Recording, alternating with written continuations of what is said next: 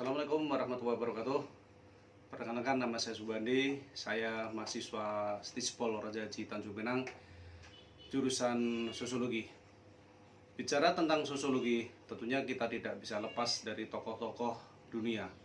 Antara lain Auguste Comte, Emile Durkheim, Karl Marx, Max Weber, dan lain-lain. Di sini saya akan membahas tentang Karl Marx. Kenal dengan Karl Marx, dilahirkan di Tefes, kota kecil di wilayah Rheinland, Jerman, tepatnya 5 Mei 1818 atau 203 tahun silam. Marx menerima pendidikan di Universitas Bonn, Berlin, Jena. Tapi pemikiran yang radikal telah membuat Marx terusir dari Jerman dan hijrah menuju Paris, di mana ia banyak berhubungan dengan banyak pemikir sosialis Prancis, lalu Brussels, dan kembali ke London. Pada tahun 1843, ia menikah dengan Jenny van Westenborn, putri seorang pejabat tinggi pemerintah. Marx meninggal pada tahun 1883 di London. Adapun karya-karya tentang Marx antara lain: 1. The Poverty of Philosophy, The Communist of Manifesto, The Action Grammar of the Louis Comporte, The Greatest Political Economy, dan Theories of Surplus. Pokok persoalan dan metode. Materialis historis sebagai pokok persoalan sosial Marx. Apa itu materialis historis? Istilah materialisme historis tidak pernah digunakan oleh Marx sebagai pendekatan yang digunakannya untuk menjelaskan radikal. Namun para ahli lain meletakkan konsep ini kepada pokok yang menjadi tema sentral bahasa sosiologi Marx. Menurut pandangan Marx, keberadaan menentukan keberadaan. Artinya kondisi-kondisi kehidupan material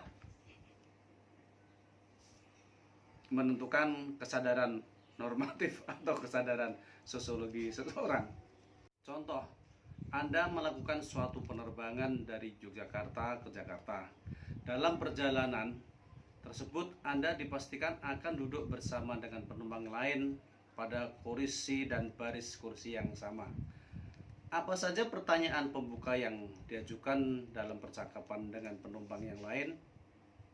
Biasanya pembicaraan membuka berkisar tentang tujuan, tinggal di mana, dan apa pekerjaan yang dimiliki. Ketiga pertanyaan tersebut sebenarnya merupakan suatu bentuk pertanyaan yang berkaitan dengan keberadaan kondisi material seseorang.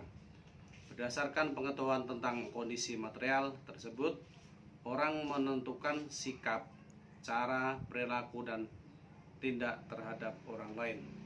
Inilah yang dimaksud dengan keberadaan atau kondisi material yang dimiliki, mempengaruhi kesadaran, sikap, cara, perilaku, dan tindakan seorang. Sekarang kita bahas teori-teori dari Karl Marx. Terdapat banyak teori yang dikembangkan oleh Karl Marx, di antaranya teori aliansi, teori perubahan sosial, teori nilai surplus, teori agama, dan sertifikasi sosial. Teori aliansi. Dalam teori aliansi diperkenalkan akan kembangkan oleh Karl Marx. Aliansi diterjemahkan dalam bahasa Indonesia sebagai kata ketersaingan, berasal dari bahasa Inggris alienation. Kata alienation dalam bahasa Inggris berasal dari kata Latin alienatio. Kata benda ini menurut Richard Scott menderifikasi dari kata alienare yang berarti untuk menjadikan suatu milik orang lain, membawa pergi, atau melepaskan. 3. Teori perubahan sosial. Menurut Page Scott Camp, teori dari tiga tingkatan, yaitu tingkatan individual, tingkatan sosial, atau sejarah dunia. Hal ini ditunjukkan oleh terdapatnya teori tindakan individual dikenal sebagai species being dalam konsepsi Marx. Teori perjuangan kelas di tingkatan menengah dan teori formasi sosial ekonomi di tingkat puncak sejarah dunia. Teori nilai surplus. Melalui karya monumentalnya Das Kapital, Karl Marx dapat dinyatakan sebagai tokoh peneruka utama dalam memperbincangkan kapital. Bila ditelusuri gagasan Marx, kapital dilihatnya sebagai sebagian dari nilai surplus yang diperoleh kapitalis atau borjuis yang mengontrol cara-cara produksi dalam sirkulasi komunitas dan uang antara proses produksi dan konsumsi.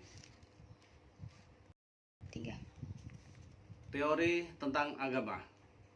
Pandangan Marx yang amat mengejutkan umat beragama adalah agama sebagai candu masyarakat. Pernyataan tersebut dapat dipahami karena Marx melihat bahwa superstruktur sosial budaya termasuk di dalamnya. Ideologi politik dan agama dibangun di atas infrastruktur ekonomi. Stratifikasi sosial. Marx meletakkan dasar stratifikasi sosial pada situasi kepemilikan dan arti kebersamaan derajat kepemilikan alat produksi, budak, tanah, bangunan, peralatan, mesin, deposito, valuta asing, dan emas. Jadi kepemilikan pribadi atas alat produksi menjadi basis bagi pengelompokan individu yang berlapis dikenal sebagai kelas, kecuali masyarakat komunisme primitif dan komunisme masyarakat. Nah, itulah tentang karya Karl Marx. Mungkin hanya sekian dari saya. Assalamualaikum warahmatullahi wabarakatuh. Selamat sore.